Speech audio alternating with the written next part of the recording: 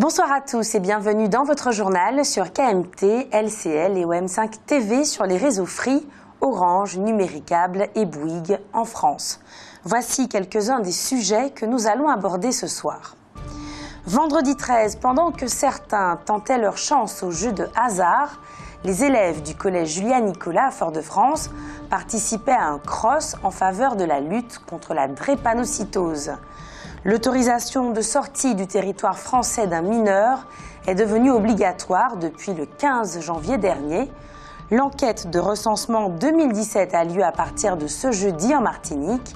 Enfin, le coup d'envoi du Festival des Petites Formes 2017 a été donné ce mardi 17 janvier. Son jugement devait avoir lieu hier, lundi 16 janvier, mais il a souhaité plus de temps pour préparer sa défense. L'individu qui avait ouvert le feu la semaine dernière sur son ex-compagne à Sainte-Marie comparaîtra donc dans les prochains jours. Il devra répondre des lourdes accusations d'agression sexuelle, de séquestration et de violences aggravées qui pèsent sur lui. Le recensement de la population est un procédé important qui permet de dresser un état des lieux de la démographie d'un territoire. En Martinique, l'enquête de recensement 2017 se déroulera du jeudi 19 janvier au samedi 18 février prochain pour les communes de moins de 10 000 habitants et jusqu'au samedi 25 février pour les communes de plus de 10 000 habitants, c'est-à-dire cette année le Diamant, le Morne-Vert, Basse-Pointe, le Carbet et les Trois-Îlets. Notez que le recensement par Internet est maintenant le mode de collecte privilégié. Il est proposé à tous les habitants vivant en résidence principale. Pour plus d'informations, nous vous invitons à vous rapprocher de votre municipalité.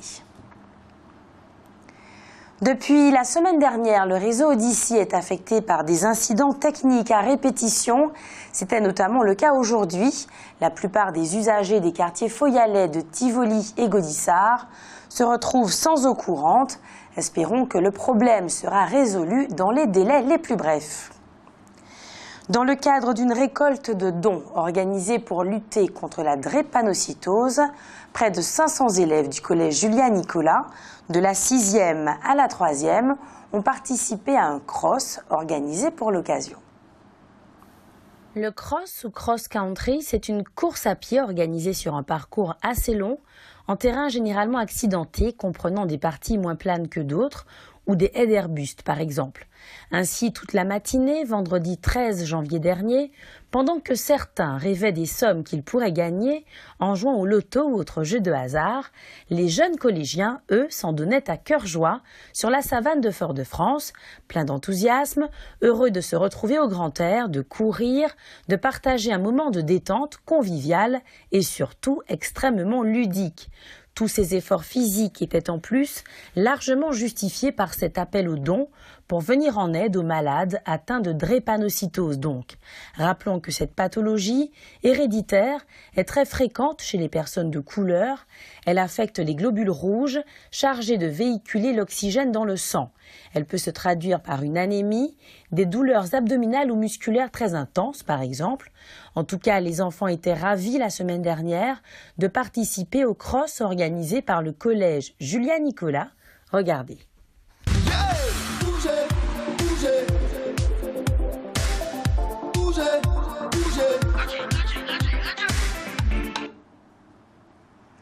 La ville de Trinité envisage de réaliser d'importants travaux en vue d'aménager un espace dédié au tourisme, aux activités nautiques, au sport, au commerce, à la restauration.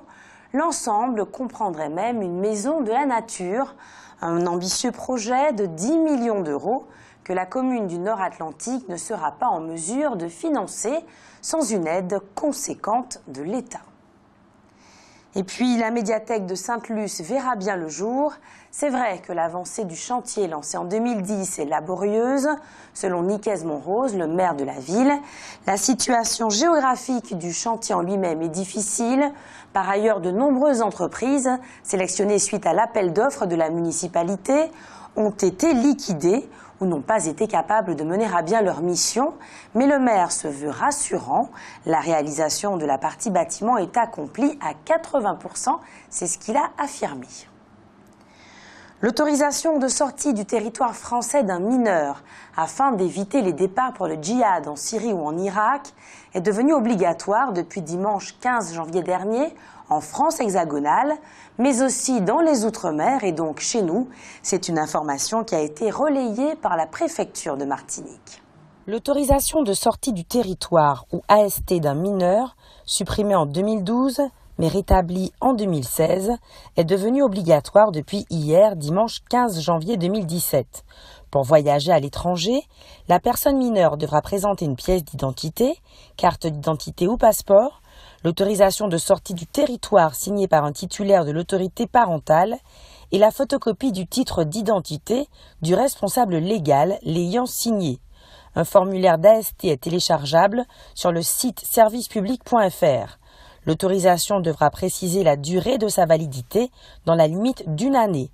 Inscrite dans un décret en date du 2 novembre, elle sera exigible pour tous les mineurs résidant en France, quelle que soit leur nationalité, qu'ils voyagent à titre individuel ou dans un cadre collectif, voyage scolaire, colonie de vacances. Les ministres chargés respectivement de la Justice, de l'Intérieur et de l'Enfance, Jean-Jacques Urvoas, Bruno Le Roux et Laurence Rossignol, ont salué l'entrée en vigueur de cette mesure. L'AST complète selon eux le dispositif de prévention de la radicalisation et de la lutte contre le terrorisme en évitant les départs de mineurs sur les théâtres d'opérations de filières et de réseaux djihadistes, comme la Syrie par exemple. Dans un communiqué qu'elle a fait parvenir à la presse, l'Union des femmes de la Martinique, l'UFM, affirme que ce soit par téléphone ou en venant directement à son siège, que ce sont 5500 femmes qui, chaque année, viennent se plaindre des violences dont elles sont victimes. Selon elle, ce nombre augmente chaque année. On observe qu'il y a 450 nouvelles femmes par an. Elle observe également que sur 6 affaires jugées à la première session des assises, 5 concernent des viols. Les souffrances qui conduisent au suicide, quelle réponse collective? C'est le thème de la conférence récemment organisée par la collectivité territoriale de Martinique en partenariat avec l'association SOS Crise. Ouverte au public, les participants ont été nombreux à assister à cette conférence. Il ne restait plus une seule place dans la salle des délibérations de l'hôtel de la CTM à Cluny. Cela témoigne de l'intérêt de la population martiniquaise pour le sujet et surtout du besoin de s'informer. Car après tout, jeunes ou adultes, femmes ou hommes, salariés ou non, nous sommes tous concernés. Nous avons tous déjà été confrontés à la détresse, que ce soit la nôtre ou celle d'un proche. Quoi dire, quoi faire? Les réponses ne sont pas toujours évidentes et c'est la raison pour laquelle cette conférence proposait de discuter de ce sujet délicat. Plusieurs intervenants se sont succédés pour lever les tabous, expliquer, prévenir, encadrer et accompagner. Notons la présence de M. Francis Carole, conseiller exécutif en charge des affaires sociales, de la santé et des solidarités, et de nombreux spécialistes tels que le professeur Louis Géel et le docteur Dubroc, tous les deux psychiatres, ou encore Louis-Félix Osier-Lafontaine, sociologue. Selon l'association SOS Crise, en Martinique, on compte un suicide tous les 10 jours. Rappelons que cette même association a mis à disposition de la population une plateforme d'écoute joignable de 12h à 22h tous les jours au 0596 42 00 00. Politique, et bien que membre de l'Alliance Ensemble pour une Martinique nouvelle, le PRM, le parti régionaliste martiniquais, devrait présenter ses propres candidats aux prochaines élections législatives. Les candidats du PRM, donc. C'est en tout cas ce qu'a annoncé la présidente du parti, Chantal Maignan, affaire à suivre. Mais les élections présidentielles vont avoir lieu avant les élections législatives et c'est tout près. Vous le savez, les élections présidentielles auront lieu les 22 avril et 6 mai. Ensuite, auront lieu le mois d'après, les 11 et 18 juin, les élections législatives. Il est important que les électeurs votent aux législatives dans le même sens qu'aux présidentielles, sinon le président de la République ne pourra pas appliquer sa politique. C'est ce que l'on appelle la cohabitation. Cela s'est déjà passé une fois sous la Ve République, lorsque Jacques Chirac avait été le Premier ministre de François Mitterrand. Cela résulte du fait que dans la Constitution française, le chef du gouvernement, ce n'est pas le président de la République, mais le Premier ministre, et que pour exercer cette fonction, il doit obtenir la confiance des députés. Ceux-ci peuvent donc contrôler et neutraliser éventuellement le choix du président. Notons que le président de la région Réunion, Didier Robert, a choisi de faire campagne pour François Fillon, tandis que le président de la région Guadeloupe a été désigné porte-parole des Outre-mer d'Emmanuel Macron. Comme en 2016, lundi, le 16 janvier, le président de la République, François Hollande, s'est rendu au ministère de l'Outre-mer afin de présenter ses vœux à nos territoires. L'occasion pour lui de rappeler le travail accompli, en particulier concernant le projet de loi sur l'égalité réelle entre l'Outre-mer et l'Hexagone. Un projet de loi qui est d'ailleurs examiné par les sénateurs depuis ce mardi et jusqu'à jeudi. La grève de la faim que fait Serge Romana devant les grilles du Sénat est l'occasion de rappeler ce qui est actuellement acté dans l'article 20A de la loi sur l'égalité réelle Outre-mer. Cet article stipule que le 10 mai devienne officiellement une date nationale, ce qu'il n'est pas, consacrée à l'œuvre abolitionniste de la République ainsi qu'aux combats menés en Outre-mer et dans l'Hexagone contre l'esclavage colonial. L'article 20A officialise également l'hommage national qui doit être rendu spécifiquement aux esclaves le 23 mai. Rappelons que le mardi 10 janvier, la commission des lois du Sénat a annulé cet article. Mais l'ensemble de la loi est actuellement en séance plénière. Rappelons que c'est l'Assemblée nationale qui aura le dernier mot dans cette affaire et, dès lors, la grève de la faim de Serge Romana peut paraître pour l'instant sans objet réel. La commission mixte paritaire ou l'Assemblée nationale pouvant très bien réintroduire l'article 20A effacé par le Sénat. Au début du mois, l'Américain William Miles, professeur de sciences politiques à l'Université de Boston, organisait une conférence au campus de Shellshire. Au programme, une réflexion sur l'élection de Donald Trump et les paradoxes de la démocratie américaine. Au cours de cette rencontre, le professeur s'est essentiellement attelé à détailler les différents aspects historiques, économiques, sociologiques et ethniques de la société américaine, ainsi que leurs implications dans le vote du nouveau président. William Miles, qui est loin de porter M. Trump dans son cœur, en a d'ailleurs profité pour remettre en question le système des grands électeurs qui a permis aux milliardaires de remporter le duel, bien qu'ayant près de 3 millions de voix de moins qu'Hillary Clinton. Mais c'est peut-être à cause justement de son approche subjective de cet événement politique majeur qu'un des paradoxes fondamentaux qu'il révèle semble avoir échappé à M. Miles. Il s'agit d'ailleurs d'un problème qui ne s'arrête pas aux frontières de l'État fédéral, mais qui concerne nombre de pays dans le monde. C'est le fait que dans un certain nombre de démocraties, et notamment la démocratie américaine donc, une élite politique, économique, médiatique et artistique effectue une confusion entre le système démocratique et l'expression de différentes idéologies. Ainsi, sans réellement consulter la population, cette élite exclut progressivement un certain nombre d'idées et de réflexions du débat public, instaurant par là même une sorte de pensée unique. Ce qui, bien sûr, est radicalement opposé au principe démocratique. Nous aurions alors tort de croire que Donald Trump est le problème. Il n'est qu'une conséquence. En effet, s'il paraît de bon ton de critiquer sans retenue aucune ce personnage aussi provocateur qu'extravagant et de s'offusquer du choix de nos voisins du nord du continent, plusieurs questions méritent selon nous d'être soulevées. Comment concevoir que dans un pays où plus de 68% des habitants se déclarent chrétiens, ce mégalo ait été le seul à défendre la place du christianisme dans la société, l'opposition au mariage homosexuel et la restauration de la famille traditionnelle? Comment se fait-il que dans un pays où 12,4% de ceux qui y vivent n'y sont pas nés, où d'ici 2060 le tiers de la population devrait être hispanique et où la délinquance et l'immigration clandestine explosent, Donald Trump soit le seul à aborder l'épineuse question identitaire et la problématique des frontières?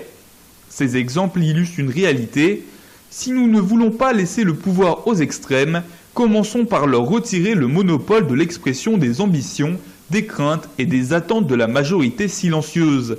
Car c'est là le vrai paradoxe de la démocratie américaine, et nous n'en sommes pas non plus à l'abri. Si vous êtes un amateur de l'espace, vous aurez peut-être constaté que ces derniers jours, la planète Vénus, également surnommée l'étoile du berger, est particulièrement lumineuse. Cela est dû à un phénomène cyclique de rapprochement avec notre planète. Sachant que dans la mythologie romaine, Vénus était la déesse de l'amour, certains y verront peut-être un heureux présage. Le mois de janvier a été le mois de naissance et de décès du militant et écrivain martiniquais Vincent Placoli, né en 1946 et mort en 1992. Ce mardi, les collégiens de l'établissement qui porte son nom ont participé à une journée qui lui était dédiée. Notons que cette manifestation marque le coup d'envoi du Festival des Petites Formes 2017. Une série de manifestations vous est proposée jusqu'à la fin du mois.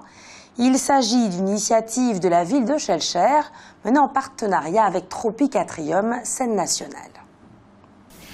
Ce festival se déroulera à la fois à Tropicatrium, à Fort-de-France, et dans l'enceinte du chapiteau mobile récemment acquis par la structure et qui sera installé à l'espace Osna, à Schœlcher. En préliminaire de ce festival, un hommage a été rendu à Vincent Placoli ce mardi matin au collège qui porte le nom de l'écrivain et militant. À cette occasion, des extraits de ses pièces de théâtre ont été interprétés par Aurélie Dalma sous l'œil attentif des élèves. Mais ne vous inquiétez pas, cet hommage se poursuivra demain, mercredi 18 janvier. Sous le chapiteau de l'espace Osna, Aurélie Dalma fera la lecture de quelques textes de l'auteur. Ce sera à 19h et l'entrée est gratuite. Par ailleurs, nous avons rencontré Françoise Do, auteure, comédienne et metteur en scène. En ce moment même, elle interprète L'aliénation noire à Tropicatrium. Ce monologue raconte l'histoire de Sophia, une jeune Martiniquaise partie faire ses études à Paris et qui progressivement s'interroge sur la vie de sa mère, elle aussi partie autrefois, mais par l'intermédiaire du Bumidum.